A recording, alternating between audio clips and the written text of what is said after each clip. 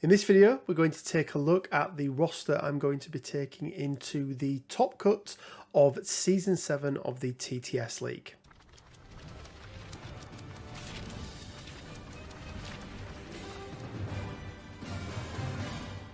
Hey guys, Rich from Richmond Gaming. Hope everyone is doing fantastically well, and welcome back to another Marvel Crisis Protocol video. Still no news from Atomic Mass Games really in terms of anything new happening, but people may be aware that Season 7, the top cuts are about to kick off, or indeed already have kicked off this week. The draws were made on Saturday or Sunday, I think it was Sunday.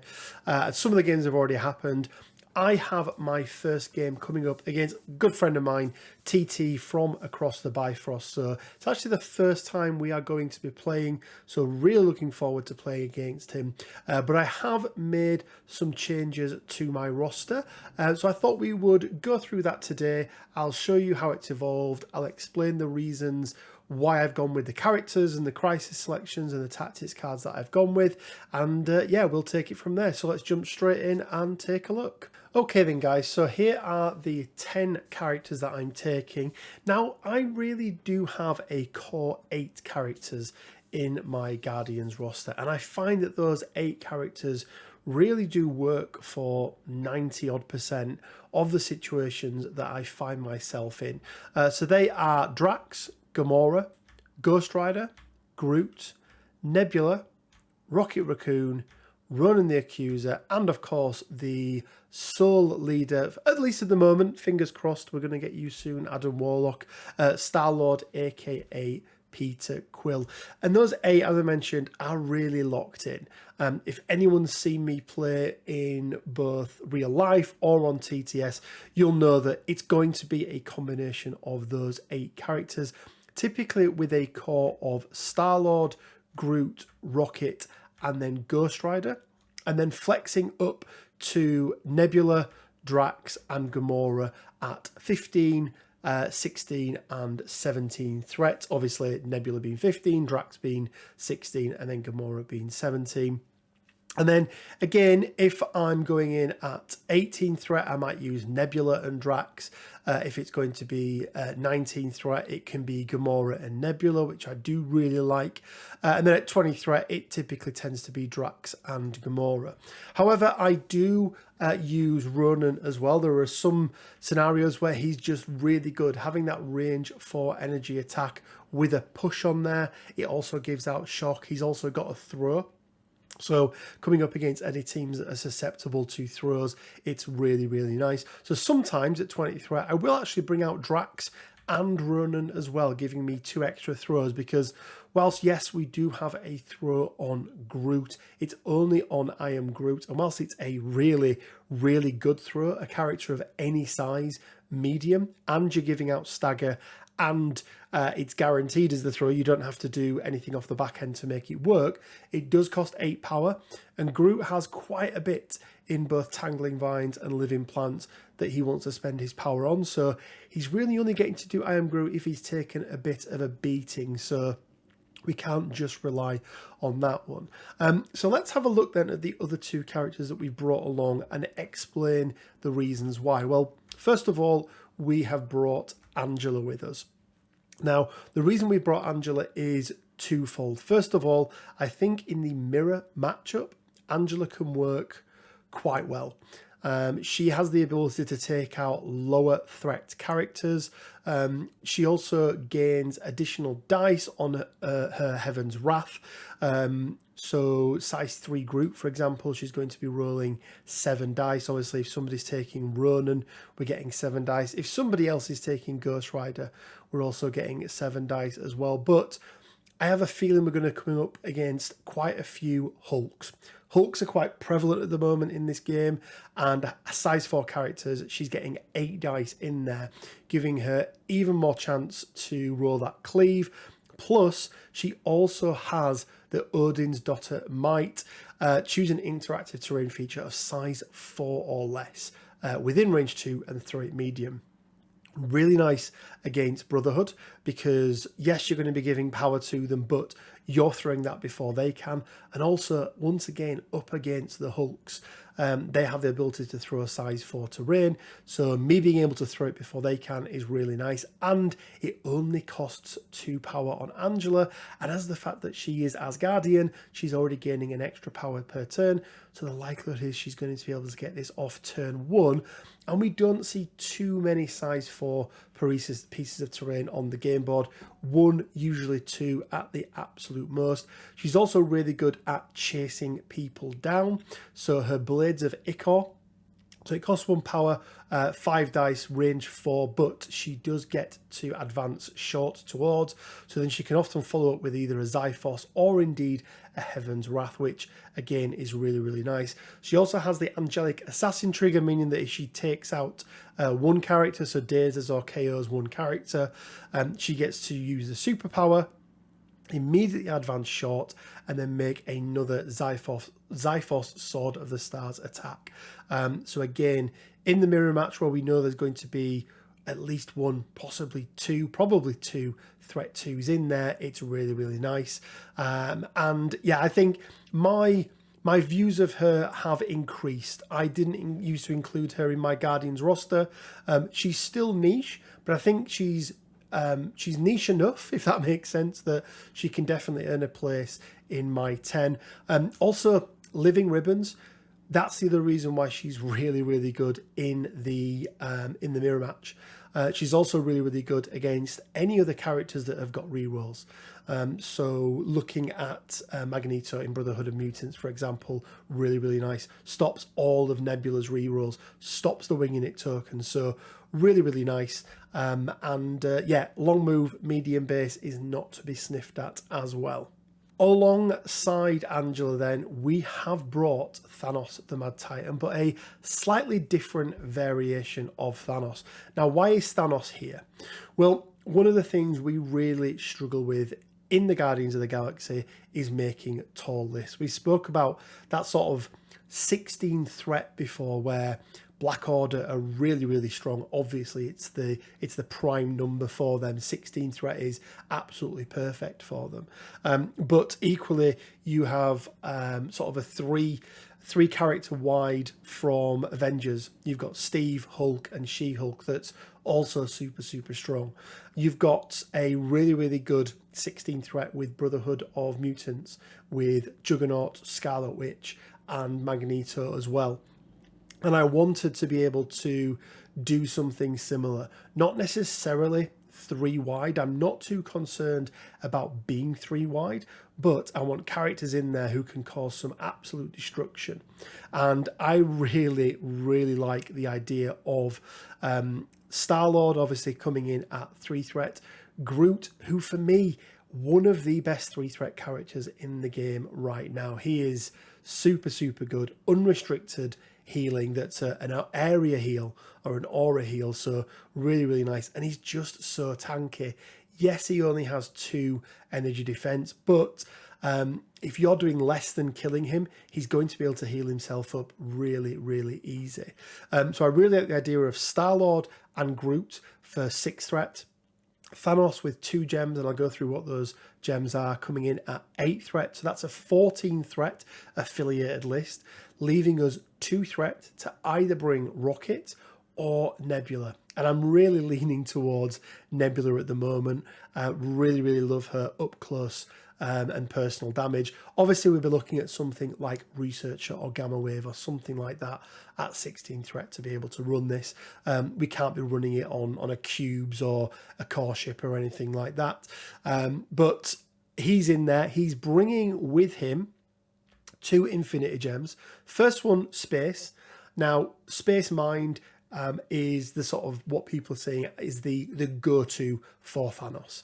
And I agree in most situations. However, Thanos here for me is going to be a damage dealer as well as a support character. So I've actually brought along the Reality Gem. And the reason for that is we're not too concerned about moving to be able to do all of these sort of shenanigans. We've still got access to that, using his cosmic portal on his healthy side. We've still got access to that, with his with his space gem to be able to move himself up. But, you know, the mind gem, I feel like the reality gem in this scenario is going to give us far more value, especially if we do come up against some objective ones where we need to roll certain dice, typically crits. It's going to give us access to those failures, so 2 in 8 rather than 1 in 8 chance on the dice. And, you know, with some winging it tokens, that just means that Thanos is going to be getting off his throws and his Titan wills and getting off those extra crits from the failures even more. So really like this option in the Guardians, and can definitely see him being paired up with Star-Lord. And you know, maybe even going 3 wide, there is an argument to say that I could go Angela, Thanos and Star-Lord at 16 threat. And I think that's a pretty strong 3 wide list. Star-Lord, don't rest on Star-Lord. He dishes out some really nice conditions with his full auto. So that element blast on a wild. Let's not forget that he can dish out all 4 conditions in 1 attack. So it's 1 condition per wild that he rolls. Obviously, he's got the wing in it. Hit and run now has made him so much better as well. Don't ever take him with a gem, at least in my opinion. He's not good at a 4 threat, but I feel like I've got some really nice options in there at that 15, 16 threat level that are not my core sort of 8 characters, and that's why I brought Angela and Thanos along with me. Let's take a quick look then at the crisis cards that we've gone with. So some obvious options here. So Cosmic Invasion, this is both nice because it's a 16 threat that we can play as we just discussed. However, realistically, what we like on here is Ghost Rider. Ghost Rider having that potential of being able to pick up 2 additional power round 1. So if people aren't aware, I did a video on it a little while back. If you put him right up to the end of range 3, he's going to be within range 1 of the Cosmic Vault, which means in that first power phase, he gets to roll on it. What I like to do is backstop him. So putting 2 characters behind him, and it just works really well. And what it means is that you're not committing characters forward in the hope that they take 1 damage twice, and giving 2 power to Ghost Rider so that he can do his Hell on Wheels. It means you can just do that straight out. It's also a fairly low scoring, so it's only 4. So we don't mind that as Guardians because typically we're playing the attrition game. Demons Downtown, giving everybody Incinerate. Again, low scoring. It's not a flip. We don't really like flips. Mainly because of the energy defense on some of our characters. So, you know, 2 on Rocket. It's 3 on Nebula. Obviously, we can't do anything on Nebula. But mainly 2 on Rocket and 2 on Groot. 2, you know, for the most part, are going to be part of our core team. So we don't like flips. But we do like giving out Incinerates because our opponent rolling 1 less dice is always nice. And then lastly, as I mentioned, Gamma Wave, we've got a few options for this. One of the tactics cards, Deadly Duo, works so well on this. Being up close and personal is really good for Ghost Rider. People making attacks into anyone other than Ghost Rider cause problems because, yeah, I just get to spend 2 power and do damage equal to the number of crits rolled. So really nice on that one. For the extracts then, we have gone for a couple of staples, so Alien Ship and Fear Grips, but at the last minute I did swap out. I had Scrolls, then it went to Cosmic Cubes. I've actually gone with Research Station, and the reason why is this really plays into my Thanos play. So I think that's where he is going to shine, but again, I can mix it up depending on what I'm coming up against. So again, fairly low scoring as well. We've got some nice displacement with Ronan and with Thanos as well. So hopefully we can make the most of that. And again, with it being low scoring, the hope is that we're able to daze some characters round 1, at least round 2, and then start clearing characters or start clearing our opponents off the board when we get into round 3. So let's have a look then at the tactics cards. Let's take these first 4 here first. Crew of the Milano, absolute staple. It is amazing against a Web Warriors team. It's amazing in a mirror matchup, and it catches your opponent off guard. If you're coming out up against a team who are dishing out conditions, Convocation is another one. A power to remove all special conditions is already good, but then not being able to receive or suffer any more for this entire round is really, really nice. A card that I chose last minute to include, and I'm still not entirely convinced by this card, but I think it has got some legs in certain matchups. So when either an allied Gamora or an allied Nebula makes an attack action, after the attack is resolved, both characters spend 2 power to play this card, and then basically the other character gets to make an attack attacking the same character. Why do I like this? Well, I like it because it's a way of being able to finish off somebody without using an actual action to do so. Yes, it costs 4 power, but both Nebula and Gamora are pretty good at spending power.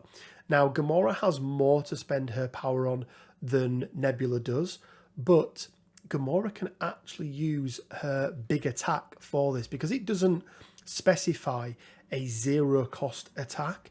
We can actually pay the power to do her Cosmic Assassin, which essentially then is costing us 6 power on Gamora, but 6 dice, range 3, with a rapid strike to any other character within range 2.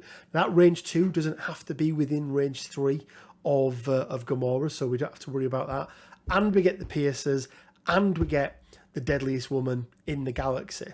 Now, even if we don't need to do that, the chances is that if we are using Gamora for this, we're going to make that 2 power back from her basic attack. She's more than likely, obviously depending on who we're coming up against, but with that deadliest woman in the galaxy and potentially with some rerolls from winging it, I think there's some value in this. I might be wrong, but yeah, for me it was one that I wanted to include in there.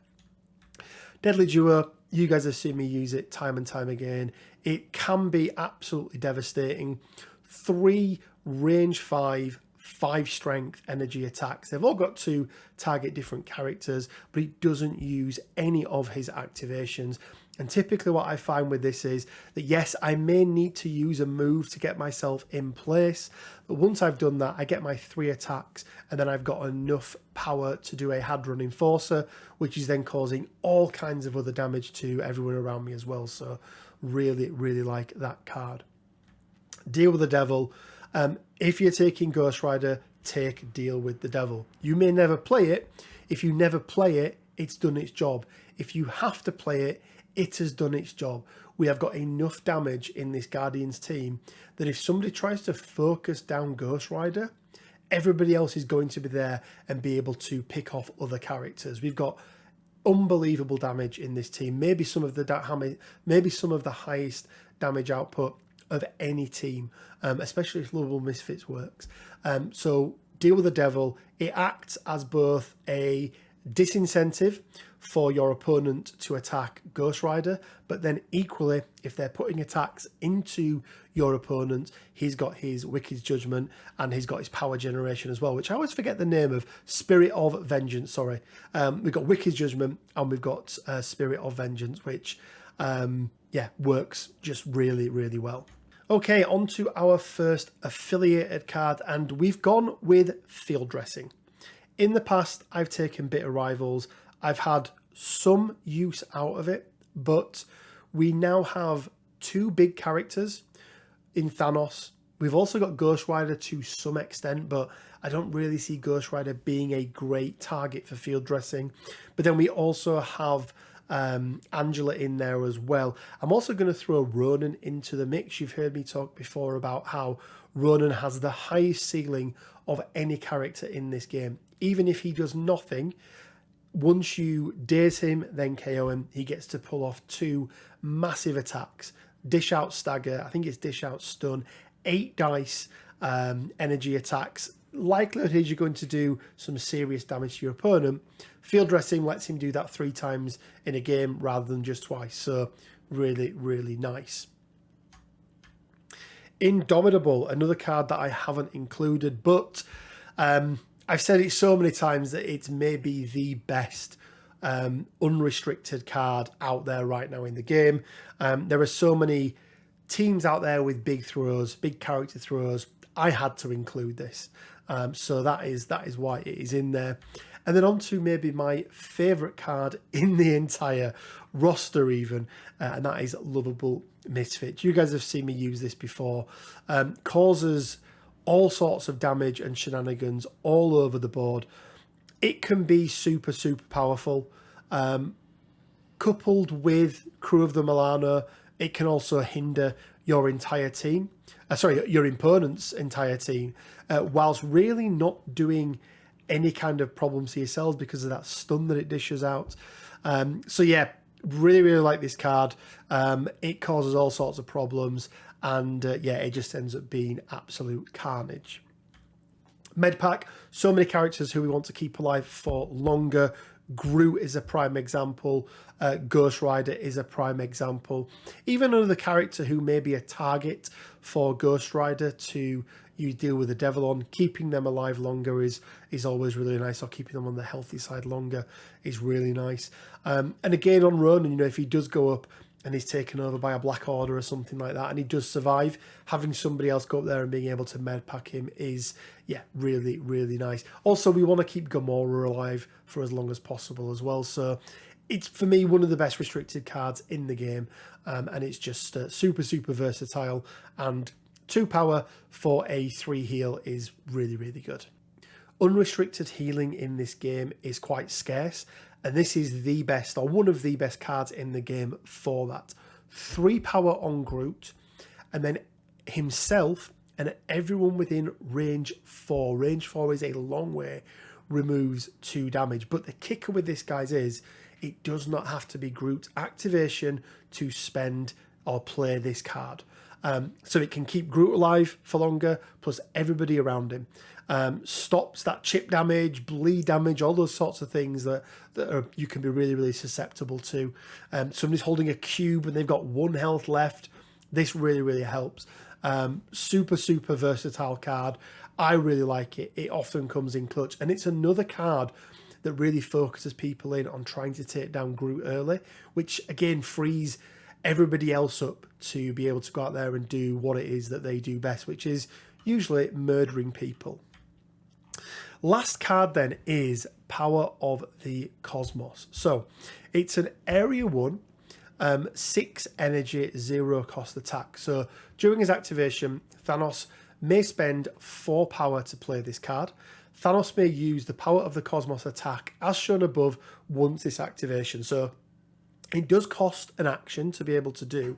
However, add 1 range of this attack for each infinity gem this character has to a maximum of 5. You may be wondering why a maximum of 5. This also is played in the ultimate encounter where you can have all of the gems. So that's the reason. That's the reason why. But Thanos with an area 3 6 strength attack, and at the back end of it, an enemy character damaged by this attack is pushed away. That on a researcher, that on a gamma wave is absolutely huge. You can be stood on that middle point of gamma wave, and you are probably getting, unless somebody's at the very back, you know, and at the other side of the gamma shelter, you're probably hitting most people in your opponent's team. And you know, you pick the order cleverly, and you push people in the right order, and it can just cause absolute destruction. Let's not also forget that those pushers will trigger other things as well. I'm thinking booby traps from Rocket. So every single character you push, if they're going to be within range 3 of Rocket, you can trigger booby traps as well. So also some really, really nice synergy. And let's not forget, we're going to have the reality gem on there as well. So we're going to get that extra chance to trigger crits. And we're going to have, more than likely, going to have some winging it tokens on Thanos as well. So even more potential to dish out damage. And there we go, guys. That is my roster going in to the final cuts for the TTS Season 7 League. And yeah, I'm really looking forward to it. I am playing TT at some point this week. It's not 100% nailed down yet when that's going to be. It probably won't be streamed, but I may do a video afterwards talking about it. Win or lose. It's always it's always bittersweet when you play somebody who you know and respect, because it's nice to play that character, play that person, especially if you haven't played them before.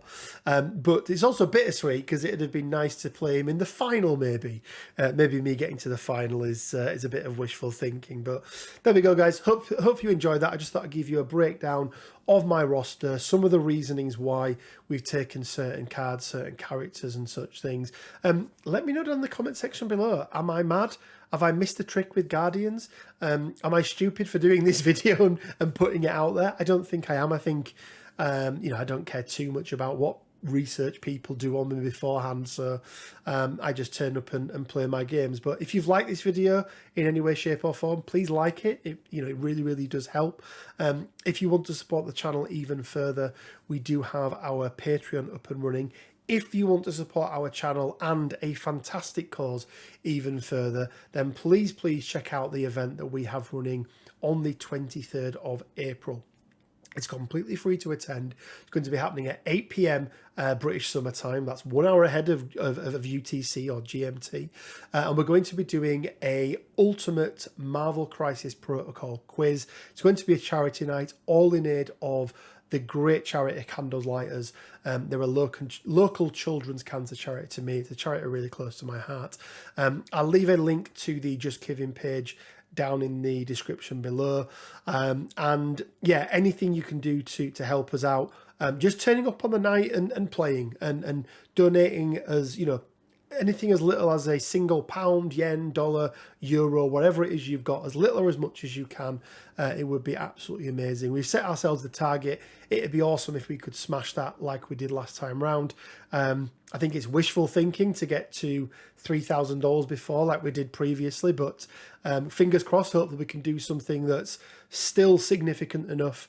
And even just a couple of £100 goes a long way to one of these charities, especially at the moment where a lot of other smaller charities are struggling. They're most definitely struggling. So yeah, anything you can do would be greatly appreciated.